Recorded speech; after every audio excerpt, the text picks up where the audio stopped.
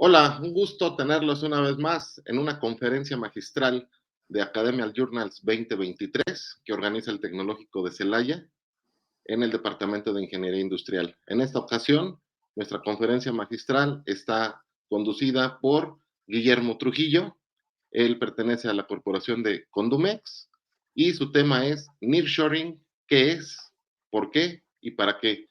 Guillermo, siempre nos has apoyado en todos estos eventos, ya eres de casa, entonces te damos la más cordial bienvenida de parte de los organizadores del evento y de la unidad directiva del Tecnológico Nacional de México en Celaya. Guillermo, un gusto y un placer tenerte con nosotros. Muchas gracias, maestro Gerardo.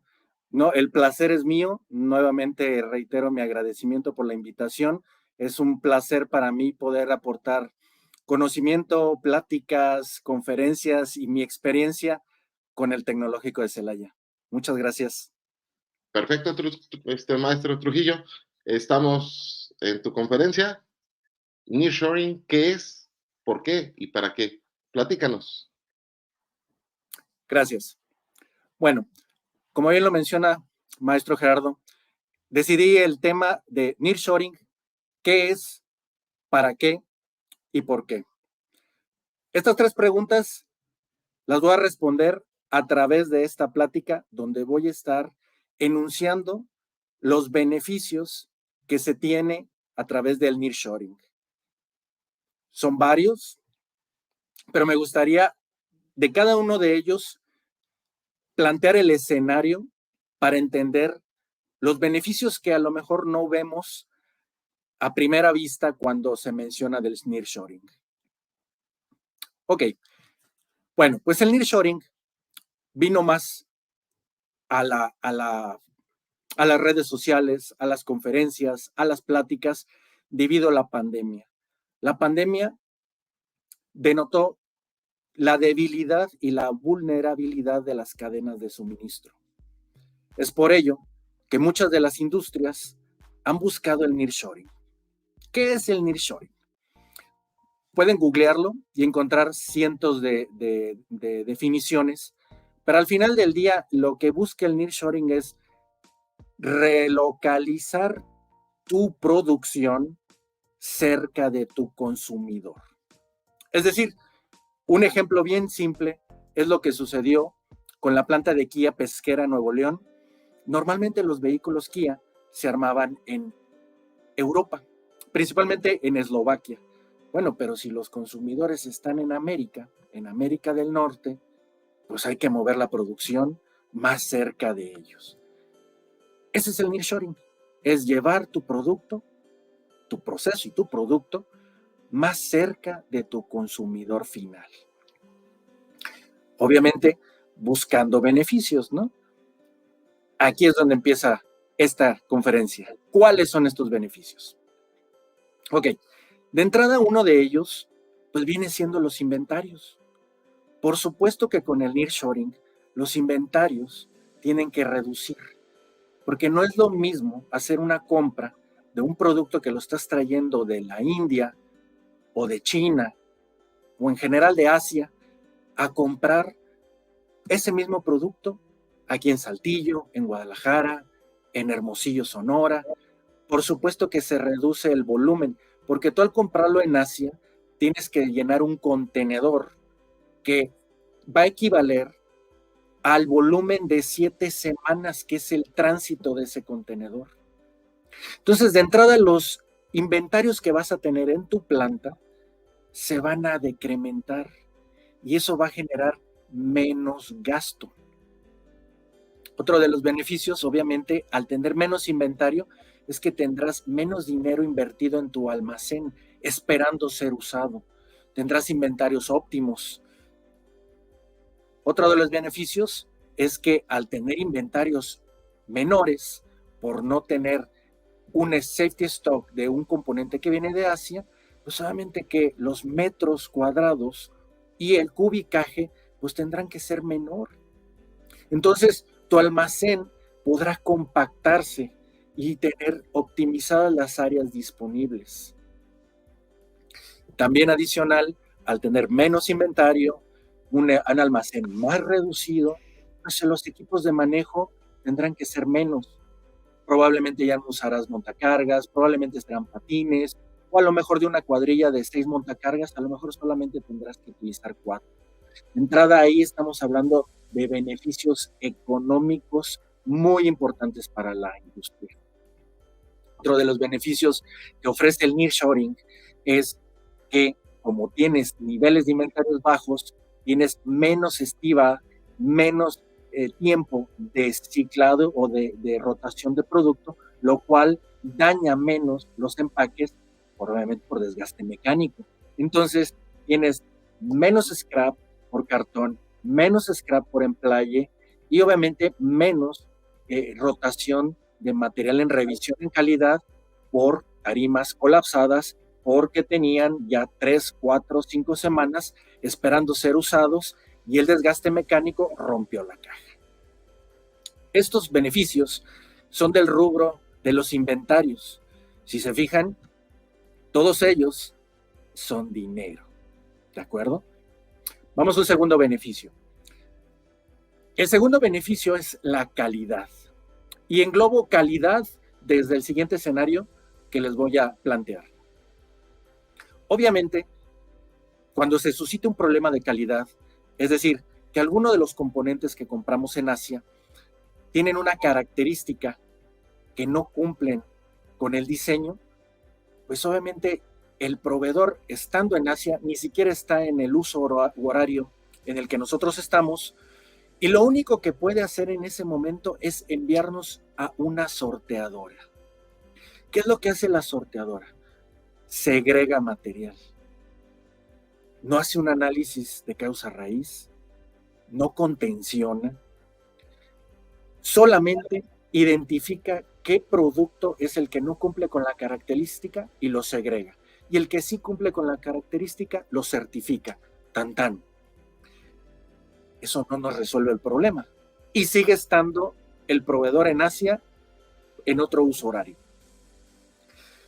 Cuando llega el proveedor a oficina y se puede contactar con nosotros, lo único que se puede lograr es hacer una contingencia, un retrabajo y poder usar el material que está segregado como no conforme. Esto es un gran riesgo y obviamente lo toman las dos partes. Este es un arreglo bilateral. Es decir, el proveedor en Asia te dice, sí, hay que hacerle tal o cual retrabajo al producto y podrás utilizarlo. Y tú como usuario te arriesgas a eso o afectas toda la cadena de suministro. Riesgo, pero puesto en la mesa sin ningún problema porque tú no eres experto para hacer ese tipo de retrabajos y lo estás haciendo a la distancia cuando el proveedor, que es el experto de ese producto, pues está del otro lado del planeta. Bueno, pues con el nearshoring esto se acabará.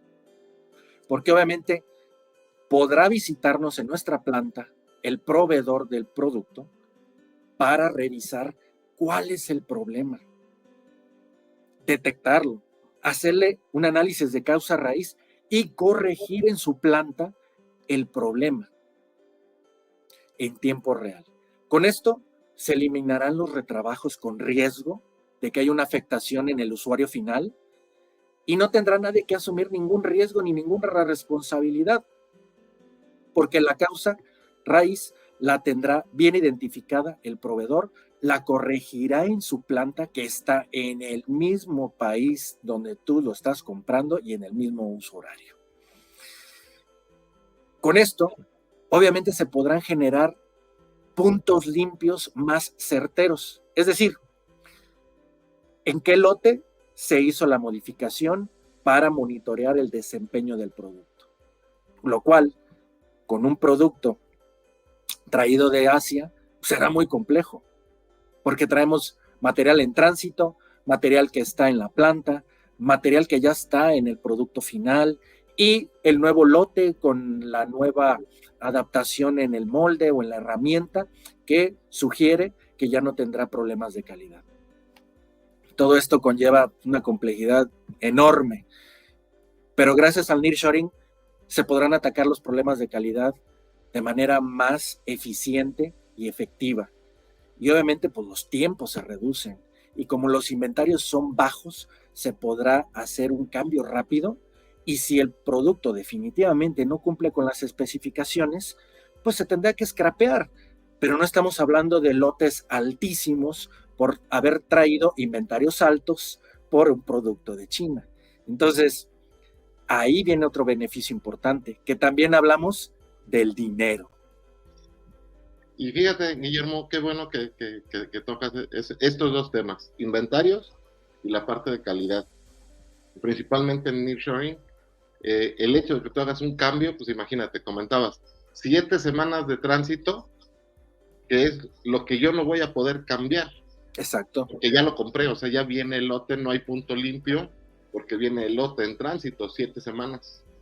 Entonces, el nearshoring en estas dos partes, que es calidad e inventario, nos beneficia mucho, pero el nearshoring, dime, nada más corrígeme si estoy mal en esa apreciación. ¿Ya estaba detectado desde antes cómo empezar a trabajar con nearshoring o fue a raíz de la pandemia? Que cuando se cerró todo y pues prácticamente nos cerraron la llave para poder obtener productos. ¿Fue antes o ya estaba planeado después de la pandemia? Ya estaba planeado, ya estaba identificado por muchas empresas, como mencioné, Kia en Pesquera, Nuevo León, es uno de los ejemplos previo a la pandemia. Entonces, sí, ya existía, ya se generaba, pero la pandemia desbordó la necesidad. Sí. De hecho, bueno, la pandemia en sí adelantó muchos tipos de comercio, tipos de manufactura, tipos de logística, porque nos enfrentamos a una realidad que no habíamos visualizado. Entonces, la pandemia es la que desbordó esta necesidad. Uno de los claros ejemplos, pues, son los semiconductores asiáticos, ¿no? Sí. Pues nadie se había percatado que íbamos a tener un problema con los semiconductores y hoy en día hay en desarrollo muchísimos países que están trabajando, incluso México está trabajando en los semiconductores, en Chile y en Estados Unidos se está trabajando, pero sí, definitivamente la pandemia es la que derramó el vaso de esta necesidad, del nearshoring. Perfecto.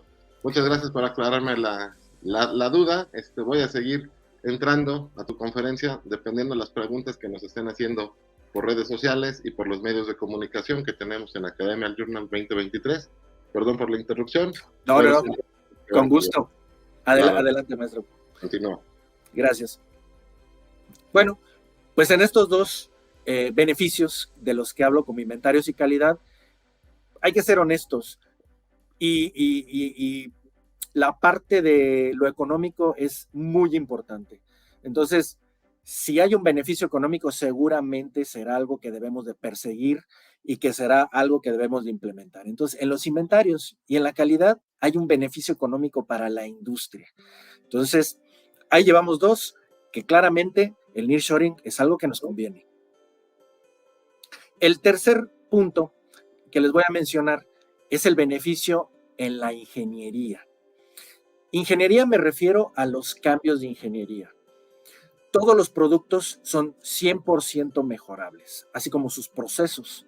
Entonces, teniendo en el mismo país a la planta que me surte ese producto, por supuesto que vamos a tener text review, cost reduction, es decir, análisis de cómo podemos mejorar el proceso de la manufactura de ese producto, como el mejoramiento del mismo producto y obviamente con su expertise ir a la planta del consumidor y obviamente proveer de consejos y de lineamientos que pueden ayudar a mejorar. Es decir, va a haber una comunicación y transferencia de información que hoy en día no se puede tener.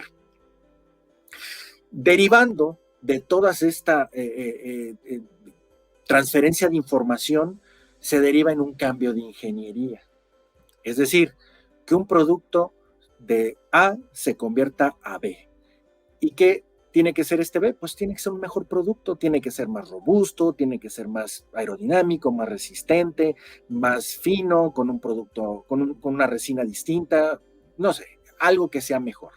Bueno, los cambios de ingeniería hoy en día, sin el nearshoring, pues tardan mucho tiempo, por lo mismo que mencionamos. Tengo muchísimo inventario en la planta, tengo muchísimo inventario que viene en tránsito marítimo y en la planta del proveedor ya tiene listo otro embarque. Entonces estamos hablando de 16, 18, incluso hasta 20 semanas para poder hacer un cambio de ingeniería, es decir, para generar un punto limpio, un punto de quiebre. Entonces, si es un problema que está generando de calidad este producto, pues obviamente nos apresura hacer el cambio de ingeniería. En el dado caso que sea un problema muy severo en la armadora y que la armadora se atreva a exigirnos que lo debemos de hacer urgentemente, pues obviamente todo ese material que tenemos en planta, el que viene en tránsito y el que está en el proveedor, pues obviamente se va a ir al scrap, va a ser material inservible, haciéndonos perder dinero. Entonces, con el nearshoring, los cambios de ingeniería van a poder ser muy rápidos y ágiles, lo cual pues va a beneficiar obviamente al usuario final, porque va a obtener un producto más confiable, seguro y que cumpla con las expectativas de este usuario. Entonces, definitivamente, otra vez caemos en el rubro de lo económico. La ingeniería se va a ver beneficiada por el nearshoring. Y como iniciaba al inicio de este tercer rubro, hay muchas veces que los proveedores, pues obviamente con su expertise y conocimiento del producto, pueden ir a nuestra planta, que donde nosotros utilizamos ese producto, y nos pueden sugerir métodos, formas de trabajo, forma de estibarlo, forma de conservarlo y preservarlo, lo cual nos va a ayudar a tener menos daños del producto, a utilizarlo de mejor manera, o sacarle realmente el 100% de su desempeño, perdón. Cosa que hoy no sucede con un proveedor que está en la India, con un proveedor que está en Chengdu, al otro lado del planeta. Entonces, el nearshoring en el tema de ingeniería también va a ser un tema que va a romper paradigmas y va a generar menos costos. Volvemos a lo mismo, menos gasto. Perfecto. Bueno, vamos a un rubro adicional que viene siendo lo que es la logística. Por supuesto que el nearshoring tiene que tener un impacto positivo en la logística, como hoy en día la vemos. Pero vamos a situarnos en el territorio nacional, en el territorio interno. Bueno, hablamos otra vez de los menos inventarios que vamos a estar trayendo, porque la planta está aquí en Saltillo, en Guadalajara, en Hermosillo, en Querétaro. Pues obviamente que el desgaste carretero pues va a ser menos, porque yo ya no voy a estar moviendo una caja de 53 pies o una de 48 o un full container de 40 pies. Seguramente voy a estar moviendo Torton. ¿Por qué? Porque no necesito llenar el pipeline, porque la planta está aquí mismo en el país. Les puedo decir en mi experiencia que, por ejemplo, en proveedores nacionales o proveeduría nacional, con 2 camionetas de 1.5 a la semana es suficiente para tener material disponible en punto de uso. Estoy hablando, obviamente, de cierto cubicaje y de cierto volumen, pero en números redondos, el desgaste carretero tendrá que ser menor, porque no vamos a estar moviendo tanto material en unidades tan grandes. O podrá ser que sí movamos en un contenedor grande, pero con menor frecuencia. Todo esto, por supuesto que va a beneficiar el desgaste de las carreteras. Y la saturación también tiene que verse beneficiada de algún u otro modo. Ok, la saturación en aduanas, pues también se va a ver beneficiada. Hoy en día los puertos son insuficientes, a pesar de que tenemos 49 aduanas, bueno, 50 con la aduana del AIFA. Son muchas aduanas en este país, pero definitivamente siguen siendo insuficientes. Hoy en día, la aduana del AIFA, la aduana de la ciudad de Toluca, aeroportuaria, es insuficiente. Ahora todos nos estamos volcando a la ciudad de Guadalajara, al Aeropuerto Internacional de la ciudad de Guadalajara, también ya es insuficiente. El puerto de Veracruz, el puerto de Manzanillo, la verdad es que ya son aduanas que es muy complicado sacar materiales de manera urgente y expedita. Bueno, pues con el nearshoring seguramente tendremos beneficios donde no habrá tanta saturación de productos finales, porque los productos finales estarán siendo ensamblados o manufacturados en el país y no tendremos que pasar por aduana. Otro de los beneficios es menor daño a los productos sensitivos. Hay unos productos que por su construcción tienen algún tipo de adhesivo o algún tipo de lubricante o algo en especial que se activa de manera química por la temperatura. Es decir, que cuando llega a un cierto rango térmico, segrega o se activa este producto que les menciono, como puede ser un lubricante o un adhesivo. Un ejemplo muy sencillo, hay cintas de grado automotriz que tienen esta característica. Y el traerlas de China, pues obviamente pasan 7 semanas en el mar a temperaturas directamente proveídas por el sol, que pueden oscilar entre 38 y 45 grados centígrados, y obviamente a lo largo del tránsito de este producto, pues se va activando el adhesivo. Y cuando llega al usuario, es decir, a nosotros que lo compramos, pues resulta que el producto ya no sirve y hay que scrapearlo. Pérdida de dinero. Bueno, pues ahora con el nearshoring no tendremos que andar paseando estas cintas por el mar. Entonces van a tener más durabilidad, van a ser más seguros, y cuando lleguen a nuestra planta tendremos la certeza que el adhesivo, lubricante o algún elemento químico pues no está activado hasta el momento en que se va a utilizar en el vehículo. Esto definitivamente va a ser una maravilla, principalmente en estos productos conocidos como sensitivos. Y volvemos a lo mismo, sigue siendo el tema económico, el beneficio, lo cual pues obviamente muestra que el nearshoring pues es un tema bastante interesante y bastante útil para la industria mexicana. Otro de los beneficios en la logística pues es la logística inversa. Como lo mencionan algunos libros de innovación en la logística, básicamente la logística inversa significa que tú surtes un producto y en esa misma ruta que yo te entrego el producto, de retorno me traigo algo que va a servir para el reciclaje. En este caso, y este sí es muy interesante y es muy bueno este beneficio, es nosotros hoy en día, si traemos un producto de Estados Unidos, Europa, Asia, de donde ustedes quieran, viene en empaque de cartón. Pues el nearshoring no necesita empaques de cartón. Utilizará empaques plásticos. No necesitarás tarimas de madera. Utilizarás tarimas plásticas recicladas, lo cual es una maravilla porque los residuos se van a disminuir increíblemente. El cartón, si bien es cierto, es un producto reciclable, pero de todos modos es un residuo. El emplaye es un residuo. La madera de las tarimas es un residuo.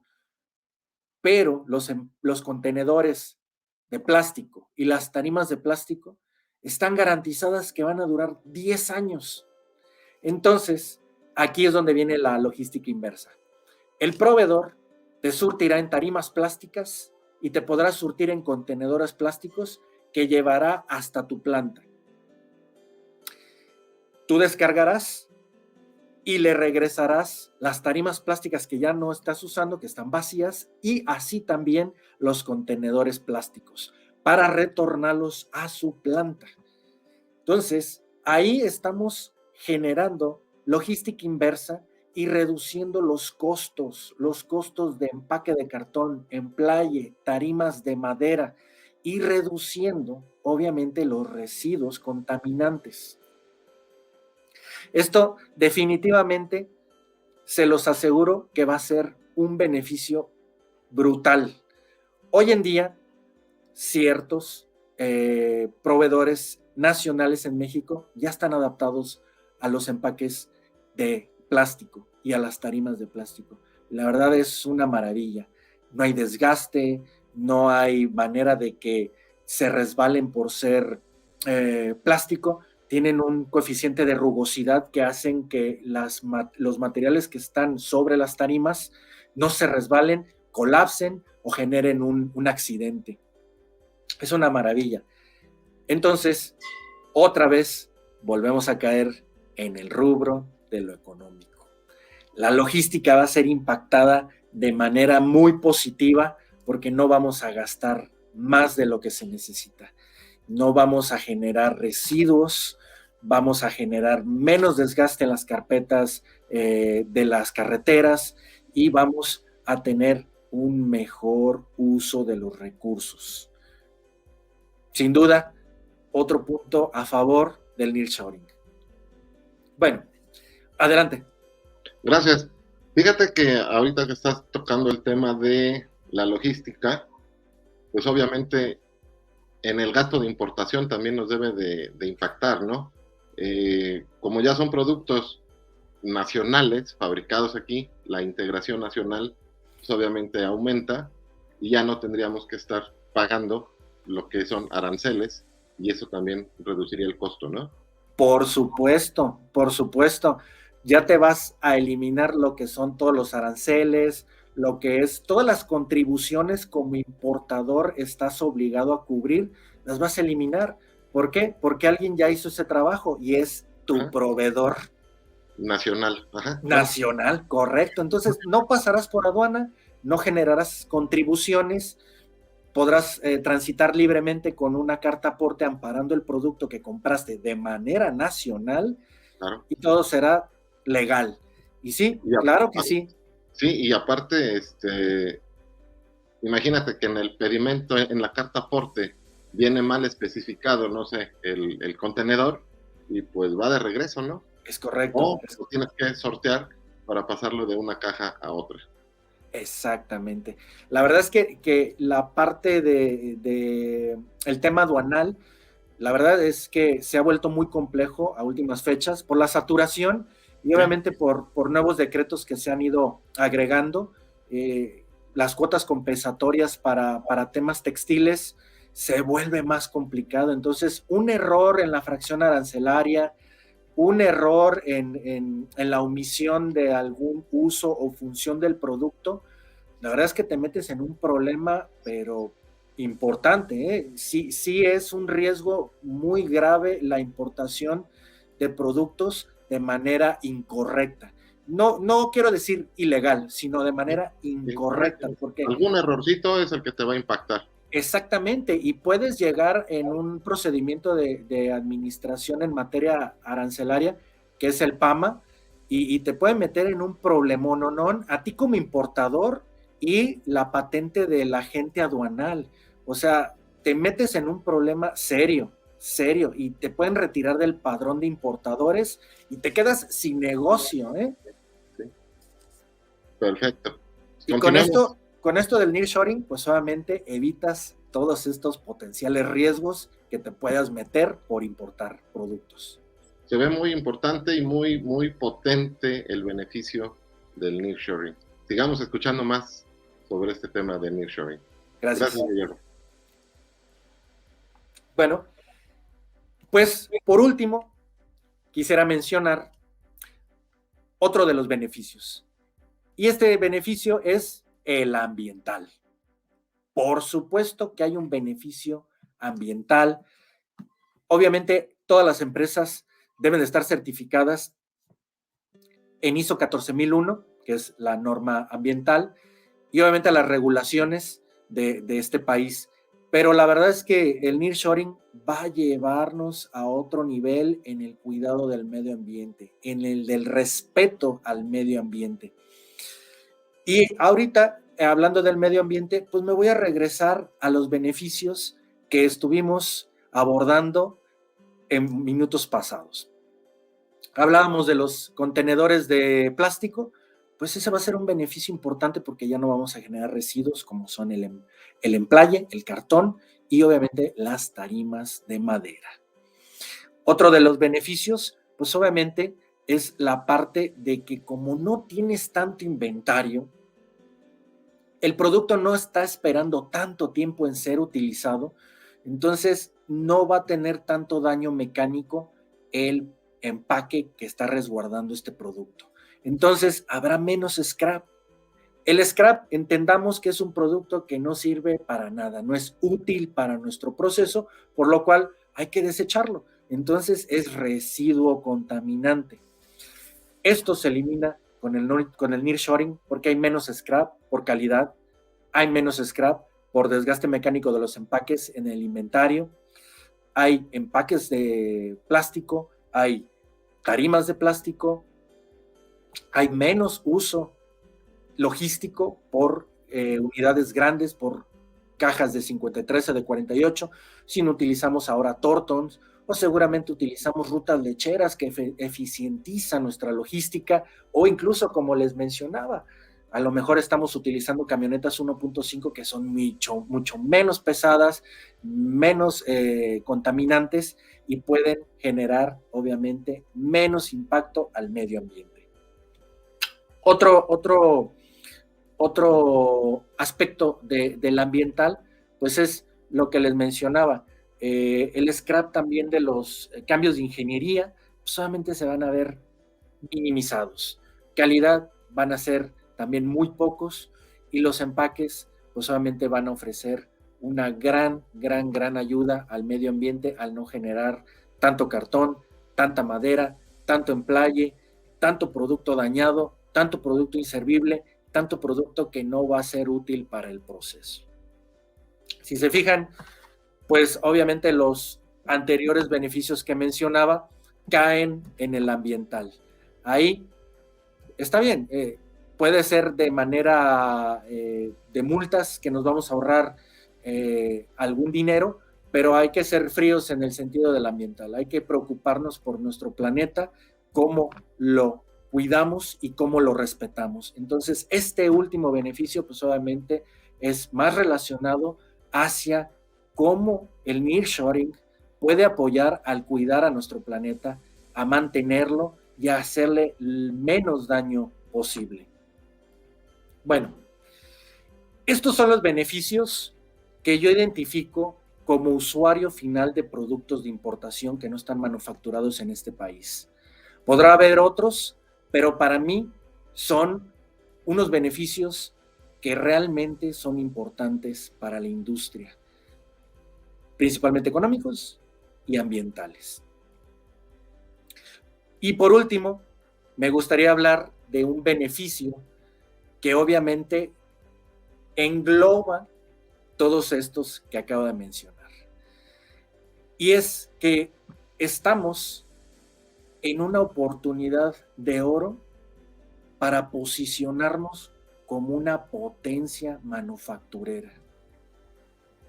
Hay que ser honestos, somos un país maquilador con alto potencial, rutas interesantes con puertos, aeropuertos, estamos muy cerca de Estados Unidos, tenemos un TMEC, tenemos más acuerdos comerciales con más países.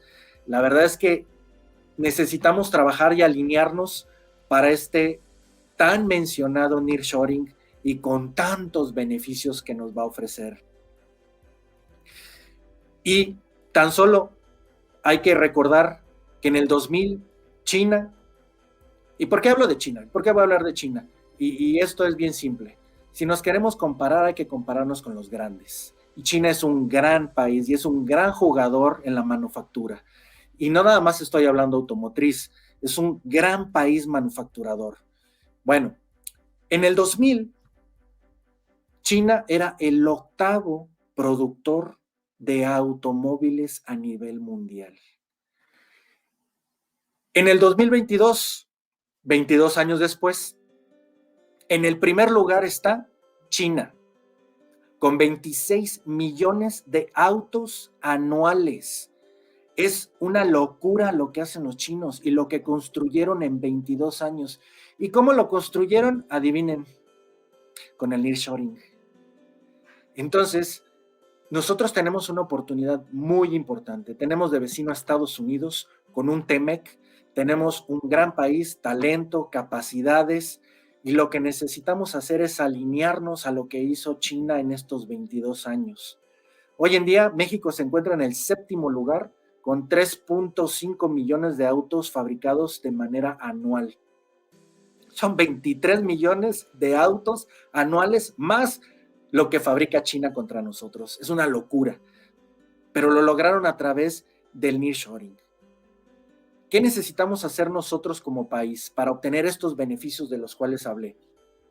Es muy sencillo. El terreno ya lo tenemos bien planteado y cimentado. Ya lo hacemos hoy en día. Tenemos gran inversión extranjera día con día. Aquí está el Bajío, lo que es el estado de Guanajuato, el estado de Querétaro, el estado de Nuevo León, Sinaloa, Sonora, Chihuahua. Ya lo venimos haciendo. Lo único que hay que hacer diferente es lo que hizo China en su momento, es abrió sus fronteras e invitó a los inversionistas extranjeros y por supuesto que les ofreció a manos llenas lo que necesitaran: terrenos, agua, luz, vías terrestres, todo subsidiado. Por supuesto, hay que también poner un poco de nosotros, pero a cambio, lo que les pidió es que se vincularan con la proveeduría nacional. Así fuera el que le surtiera un tornillo, tenías que vincularte con esa empresa china para que mejorara, aprendiera, generara nuevas técnicas, generara expertise y se volviera un experto en tornillos o en el producto que ustedes quieran. Esto es lo que tenemos que hacer, seguir abriendo las puertas, pero obviamente condicionando a los nuevos proveedores que lleguen al territorio nacional. Es decir, obtener algo a cambio: tecnología, expertise, lo que a nosotros nos pueda generar conocimiento y poder competir. ¿Por qué no? En un par de años poder hacer lo mismo que ellos, pero de mejor nivel. Eso es lo que hicieron los chinos. No es ciencia oculta y está fácil de hacer. El chiste es que sí necesitamos alinearnos. La proveeduría ha existido siempre aquí en México, extranjera, no tiene por qué frenarse. Ahora, lo que necesitamos hacer es condicionar qué vamos a obtener y cómo lo vamos a explotar. Definitivamente, repito, es una oportunidad de oro, va a ser un boom, se los prometo que va a ser un boom y necesitamos estar preparados, si no, se nos va a ir esta oportunidad. Estamos posicionados geopolíticamente mejor que nadie en este planeta y podemos lograrlo. Seguramente va a ser un trancazo industrial lo que va a suceder aquí en México en los próximos años, gracias al nearshoring. Guillermo, una pregunta, bueno, son dos. Obviamente sí estamos muy cerca de Estados Unidos, geopolíticamente estamos bien posicionados. Nos va a costar trabajo a las empresas automotrices, principalmente automotrices, o a las empresas proveedoras para estas empresas. Nos va a costar trabajo aprender, alinearnos a esas normas que muchas veces se tienen, la IATF 16949, ISO, y costará trabajo integrar esas normas a los pequeños fabricantes. ¿O cuál será el proceso para aprender? Yo creo que sí tiene su complejidad, como bien menciona maestro Gerardo. Obviamente la IATF 16949 no es una norma sencilla, la verdad es que no, son más de 120 puntos que hay que cumplir, a diferencia de una ISO 9000 que son alrededor de unos 60, 70 puntos. Son complejas, pero la verdad es que hay metodologías para lograrlo y obviamente hay recurso humano y obviamente hay talento que yo creo que nos va a ayudar mucho. Yo he estado involucrado en algunos proyectos hace años de pymes, donde estuvimos certificando algunas en ISO 9001. La verdad es que es un trabajo arduo, pero afortunadamente logramos certificar al 60-70% de las empresas que estuvimos atendiendo. Entonces, no es un imposible, cuesta trabajo y nos va a costar trabajo, pero definitivamente el beneficio al final del camino está claro y es bastante interesante. Entonces, habrá que alinearnos, habrá que trabajar para lograrlo y por supuesto que tendremos un gran beneficio como país, porque obviamente esto va a generar muchos empleos y obviamente una certeza para los inversionistas extranjeros de seguir aportando capital en nuestro país. A eso iba, fíjate, mi comentario segundo iba a ese rubro, que es México se vería beneficiado altamente por la inversión de los proveedores extranjeros, porque generarían empleos, generarían impuestos, generarían formas de trabajo, incluyendo la reducción de costos de las que ya habías hablado. Pero, como dice el dicho, todo gran poder tiene una gran responsabilidad. Sí. Eso es lo bonito del nearshoring. ¿Hay algo que se vuelva complicado en tu experiencia? Pues básicamente dependemos mucho, y voy a ser bien honesto en este sentido del nearshoring. El país está dividido en dos regiones. Lo que es la mitad del país hacia arriba, que es toda la manufactura, y el país hacia el sur, que no está habituado a lo que es la producción en serie. Es decir, estamos hablando de lugares que normalmente son turísticos y obviamente las personas no están habituadas a laborar en una empresa 9, 8 horas de lunes a viernes. Entonces, tendremos que poner bien en la balanza, definir dónde nos conviene como país destinar estas nuevas inversiones. Hay que ser honestos, el norte está saturado. Hay algunas zonas que ahorita se están acomodando, como es en Sonora, donde se está acomodando cierta industria en específico, pero hay que ser honestos, estamos saturados. Habrá que abrir camino en el sur, donde ya algunas empresas se han estado estableciendo de la industria automotriz en específico, por ejemplo, Yasaki o Leoni, no les ha ido tan bien. Repito, hay que ser honestos, es una cultura completamente distinta a lo que es la franja del centro hacia el norte del país. Es una mentalidad distinta, es una preparación distinta, son hábitos completamente distintos. Es ahí donde deberemos de aprovechar esa zona que hoy en día está desaprovechada, porque hay gran cantidad de personas que viven desafortunadamente en pobreza extrema, pero su único medio de vida es tal vez la venta de artículos, souvenirs de turismo, pesca, recolección de algunas frutas, no lo sé. Habrá que captar ese recurso humano, prepararlo, alinearlo y mentalizarlo. Y seguramente eso nos dará, obviamente, una capacidad increíble de explotar todo nuestro territorio nacional. Es ahí, maestro Gerardo, donde yo sí encuentro una dificultad severa en lo que es el sur del país. Fíjate que hablando del sur, uno de los grandes proyectos insignia en estas épocas es el transoceánico, el tren que se está desarrollando en la franja de Tabasco y Oaxaca. Eso va a potenciar la parte de logística y va a ayudar mucho al nearshoring. Igual, de la misma forma, va a desarrollar esa región para transporte, para sorteadoras, para plantas de producción, y copiando mucho al esquema chino, pues las plantas automotrices en China son megaplantas. Correcto. O sea, son ciudades completas. porque ya están produciendo inclusive muchos vehículos que están en línea. El caso de MG, de Morgan Garage, se fabrica junto con otros vehículos, que es un BMW en China, y no es mala calidad, más bien son nuevos modelos, cambios rápidos de modelo, costos mucho más baratos, y creo que eso se puede generar aquí en México, ¿no?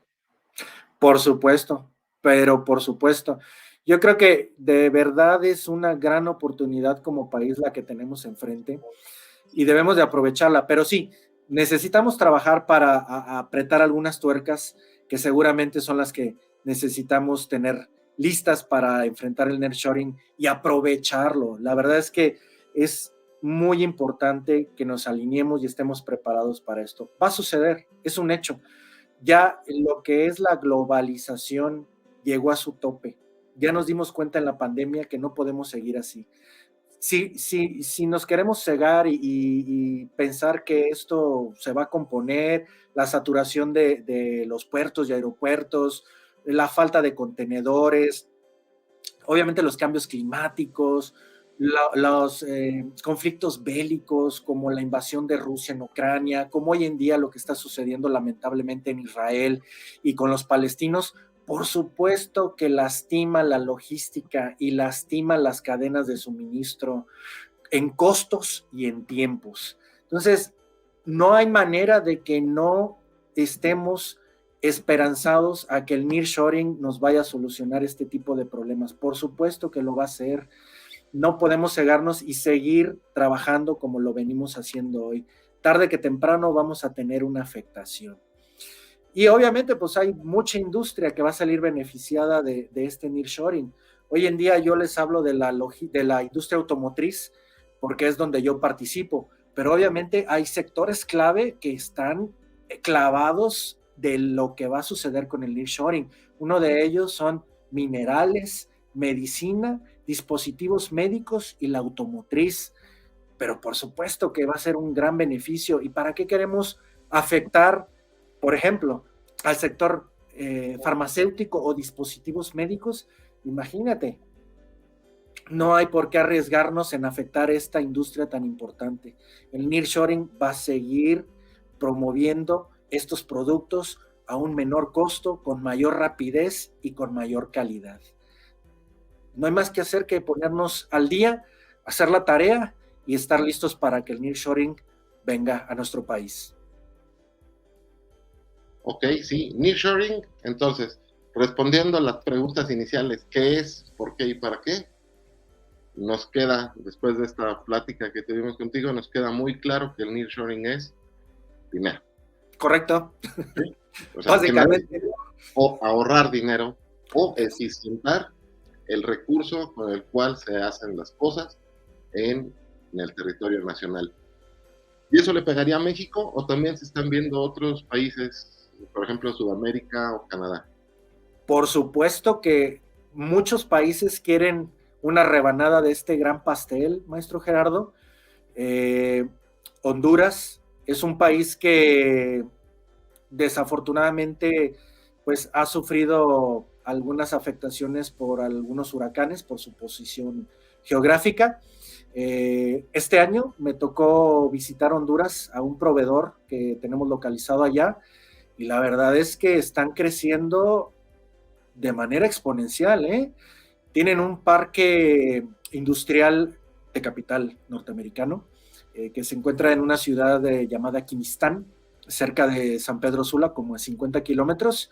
Tienen un parque industrial, pero brutal, o sea, gigantesco. Y las empresas que están ahí, todas son mega empresas. Son de capital norteamericano. Me tocó ver francesas y me tocó ver alemanas.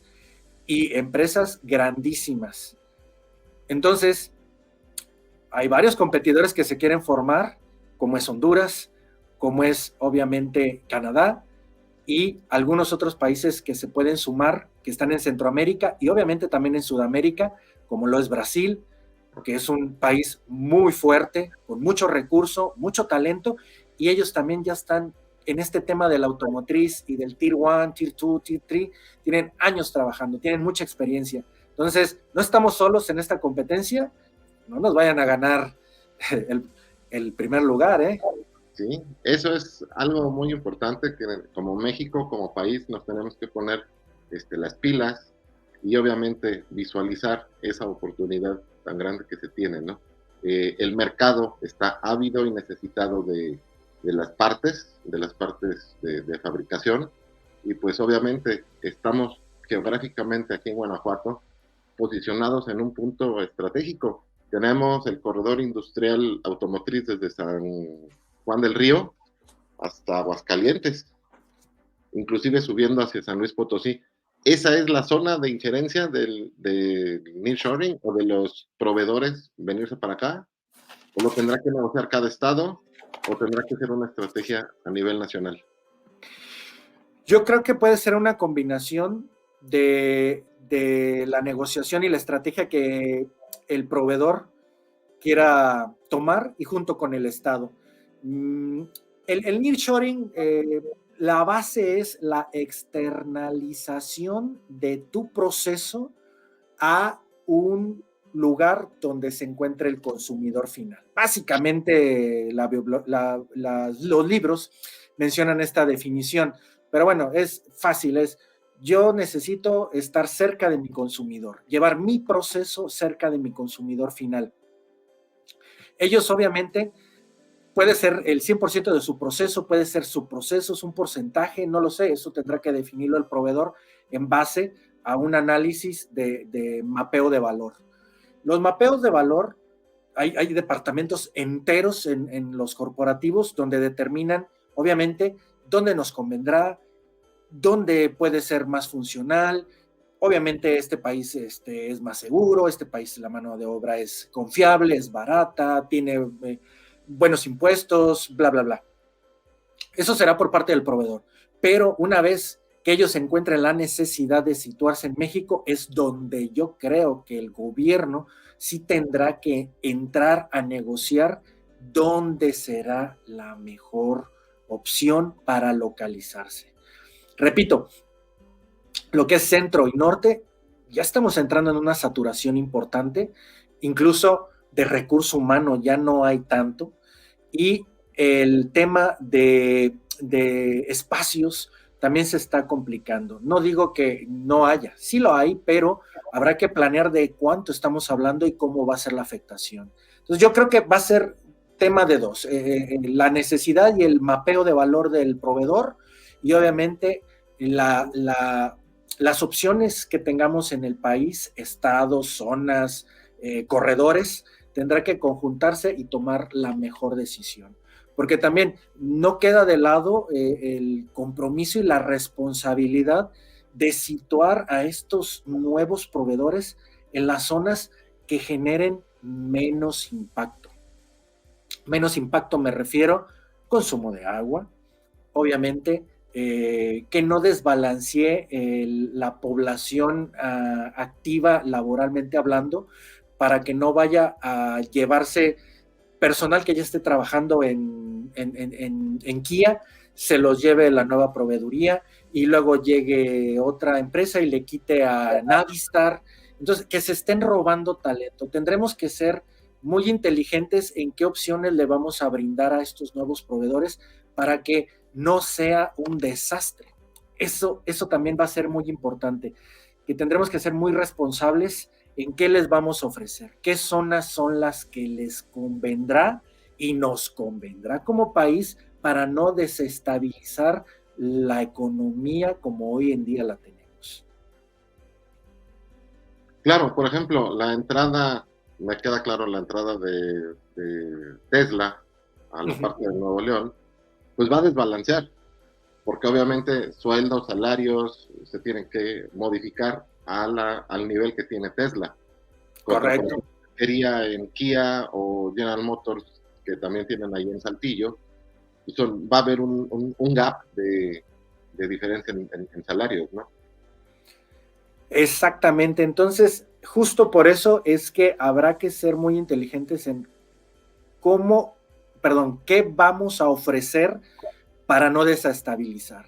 Porque, pues sí, lo más fácil es donde ya tenemos experiencia, donde ya tenemos las rutas trazadas, donde ya todo está perfectamente bien definido. Sí, pero hay que analizar qué riesgo y qué golazo le vas a meter a los jugadores que ya están ahí presentes desde hace tiempo. Entonces, va a ser muy interesante qué se les va a ofrecer, qué zonas, qué corredores, qué recurso humano es lo que vamos a poder ofrecer, de qué tipo de capacidades van a tener, qué capacitación, qué conocimiento, qué mentalidad. Entonces es todo un paquete lo que nosotros vamos a ofrecerles, pero habrá que ser muy inteligentes en qué se les va a dar de opciones para que ellos se puedan instalar sin que nos metan en un problema. Claro que sí. Guillermo, a manera de conclusión, ¿algo que quieras aportar? Sí, claro que sí. Pues nuevamente repito, es una oportunidad muy importante la que tenemos enfrente. Necesitamos prepararnos, estar listos, hacer una introspectiva y revisar qué zonas son las que necesitamos reforzar y trabajar. El sur, definitivamente, no hay por qué esconder eso. El sur es un área que necesitamos trabajar, mentalizar a la gente, prepararla y obviamente adecuarla para que pueda recibir este tipo de nuevos proveedores. Y nos resta nada más ser muy atentos, estar muy atentos a cómo se está moviendo el mundo. En alguna otra de las pláticas que tuve en el tecnológico les decía que no podemos ser unos ermitaños, tenemos que siempre estar al pendiente y al tanto de lo que sucede en el mundo porque somos parte de él. Y cualquier cosa que suceda en el mundo, por supuesto que nos va a repercutir como país, como estado, como ciudad y como personas. Hay que estar muy al pendiente y hay que estar preparados y alineados a cómo se está moviendo este planeta. Uno de ellos es el nearshoring. Es el mejor ejemplo que vamos a demostrar como país realmente de qué estamos hechos y qué es lo que queremos hacer y a dónde queremos llegar.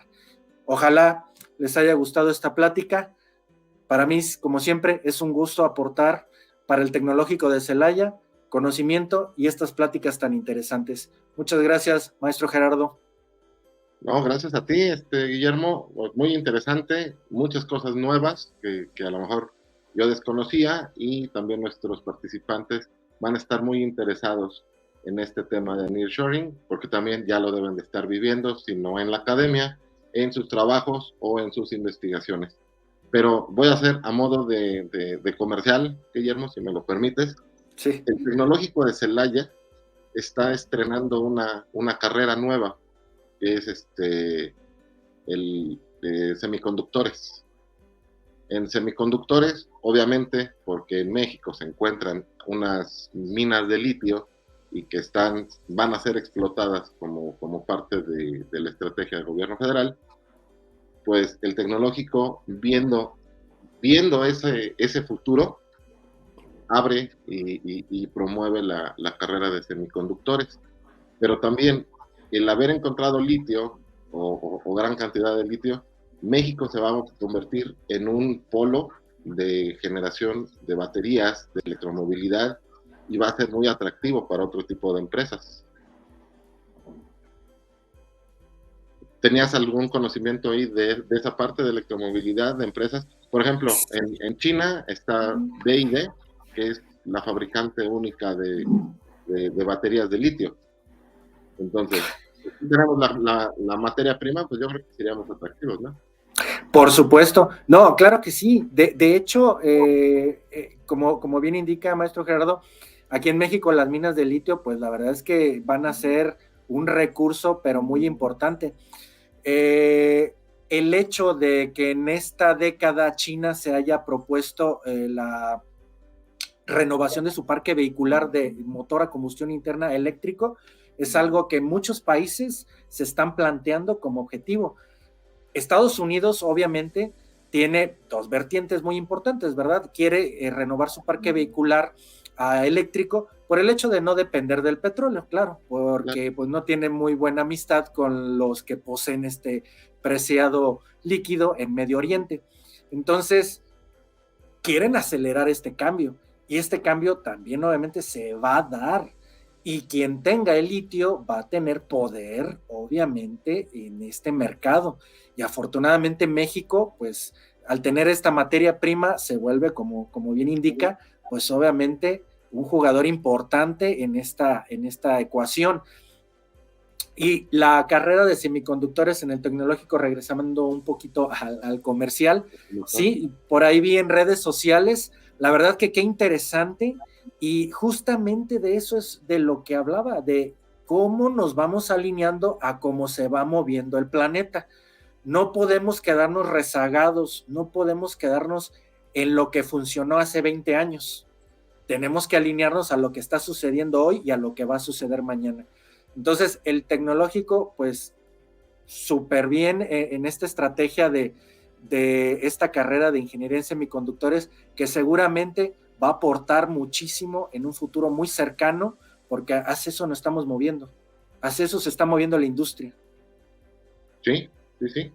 Pues, Guillermo, un placer, un gusto haber contado con tu presencia en esta conferencia magistral Nearshoring, ¿qué es, por qué y para qué?, impartida por el ingeniero Guillermo Trujillo de Condumex, y que nos ha platicado ampliamente del beneficio del nearshoring y qué es el nearshoring. Dinero.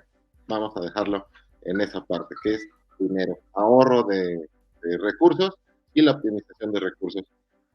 Guillermo, de parte de los organizadores del Congreso Academial Journal 2023, del Departamento de Ingeniería Industrial y de las autoridades del Tecnológico Nacional de México de Celaya, te agradecemos mucho tu tiempo y el conocimiento que nos has vertido en esta conferencia.